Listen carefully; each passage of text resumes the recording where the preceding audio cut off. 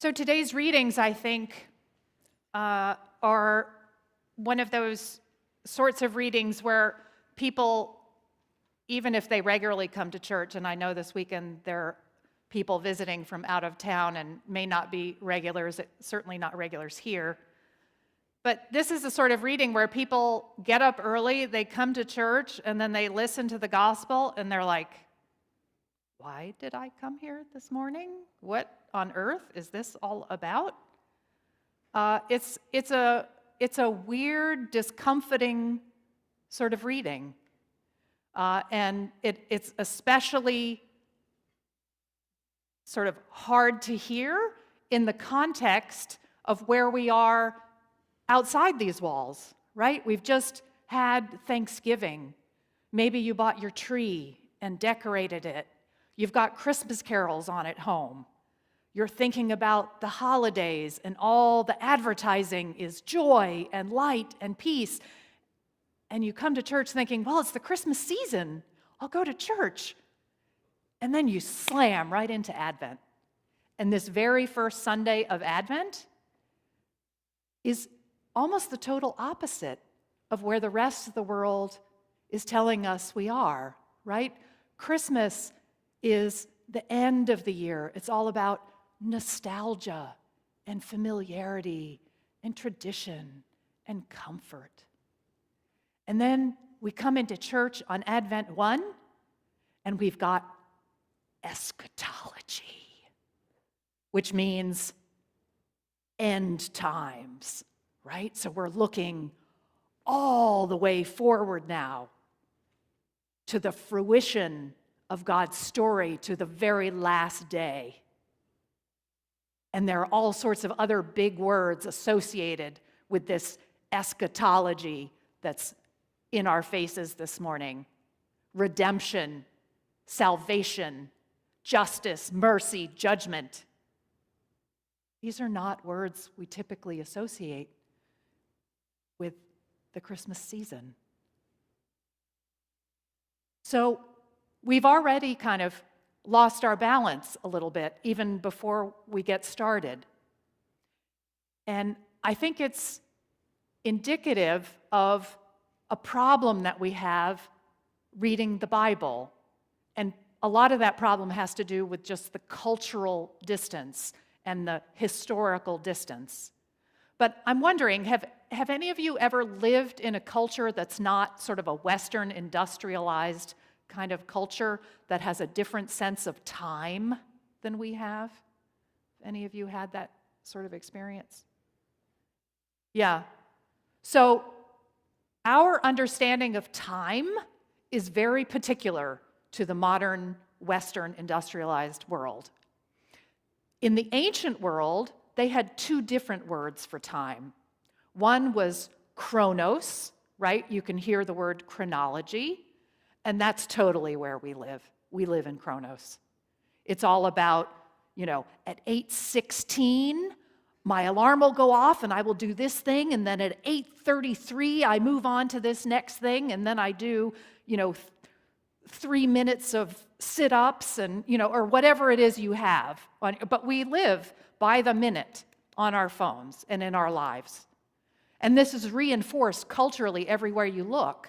Right? We punch time clocks, there's schedules, right? I mean, I got a little miffed, right? At 9 o'clock, I come out and do the welcome, and there's still people being loud in the narthex, right? This is our culture. This is the water that we swim in.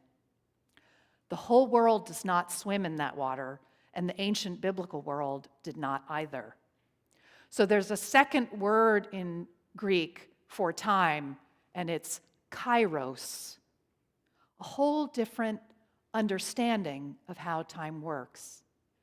In this sense of time called kairos, time is not a commodity that gets measured out in small amounts, and then you get so many minutes of this here and 6 minutes in that bucket over there, and you might run out, so you better be efficient, right? And I think part of our problem with reading these texts is we think, okay, well, when I see that earthquake, I'll know that in 6 weeks there's going to be a famine, and then on, August 3002, that's when God's got it on the calendar, that's when the end is going to be.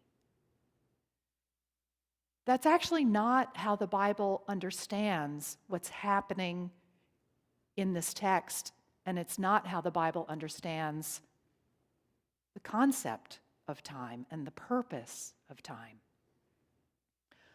So, in order to understand Kairos, let's think for a minute about, I know there are some good cooks in the crowd, right? And if you ever try and understand a recipe that a good cook knows sort of in their bones, right? And they don't have a recipe card, and they're, stirring the polenta or smoking the meat or whatever thing it is they're doing, they know when it's done. They can't tell you, oh, it's 16 minutes on the medium flame, right? Which is what we want them to tell us. It's, oh, you stir it like this, and then you can kind of tell, right? There's a sort of wisdom in it, because on one day, depending on the humidity or the flame or the particular kind of flour or whatever it is, it might be 16 minutes. But on another day, depending on the conditions, it might be 13 minutes or 18. And the best way to do it is through that lived wisdom, that experiential knowledge of, oh, it's done when these conditions are true. And that's true not just of cooking, but it's true of living things too. I think back to when I first became a mother, right? And I read all those books about the milestones and how things were supposed to go with the baby, right? The order and how much time between the various things that the baby would do. And there was all this anxiety. And then you talk to a wise pediatrician or an experienced grandmother, and they tell you, that's not really how babies develop. That's Chronos, right? Kairos is living things have their own kind of way of finding their right moment for the next step. That's true of all of us as people. We know this from our own lives. We see it in our children's lives, right? They take that next step when the conditions are right, when the time is right, when their heart and spirit are right. And this is true if you're a farmer or a gardener, right? No farmer will tell you the harvest is on Wednesday 3 weeks from now. They can't, because the weather has to be right. The temperature has to be right. The plants have to have reached a certain level of maturity, just enough, but not too much, to pick them. And think in contrast to those horrible tomatoes we all buy in the grocery store, or maybe have stopped buying, right? They pick them when they're green, and they expose them to some weird gas that makes them turn red. So they look ripe, but they're not really. And that's Chronos, right? So maybe that's a good image for Chronos versus Kairos. Kairos is that beautiful tomato you've grown on your back porch, and it's exactly ripe, and you go out and you touch it, and it just falls in your hand because that moment has come to harvest that tomato. That's what's happening in our text. That's what the text is telling us. Be awake, be alert. It's not watch your clock. It's look at the world wisely. Read what's happening around you. There's no telling when that moment will come, when human life will ripen to the point that God says, yes, now is the time for the harvest. None of us know. And there are places in the gospel where Jesus tells us that. No one knows but the Father. In the ancient world, it was considered not all that interesting and not requiring much intelligence to live in Chronos time, right? I mean, it's just putting your finger on a number line. It doesn't take any particular wisdom.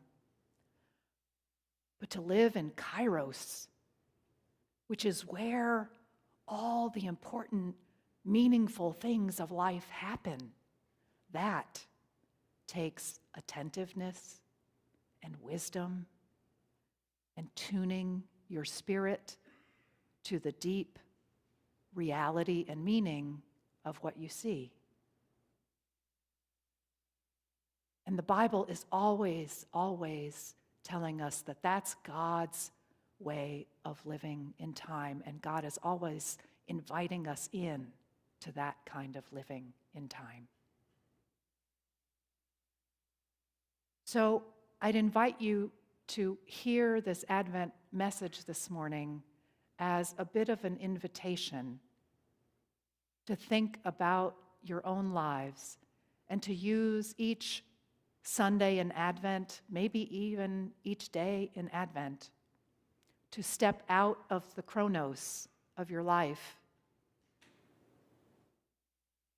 to maybe come here on a Sunday and participate in this Kairos way of looking at the world, or to take time every day in meditation or prayer or silence and reflect on the places in your life that are growing and changing and bearing fruit, or that may need feeding or watering or attention.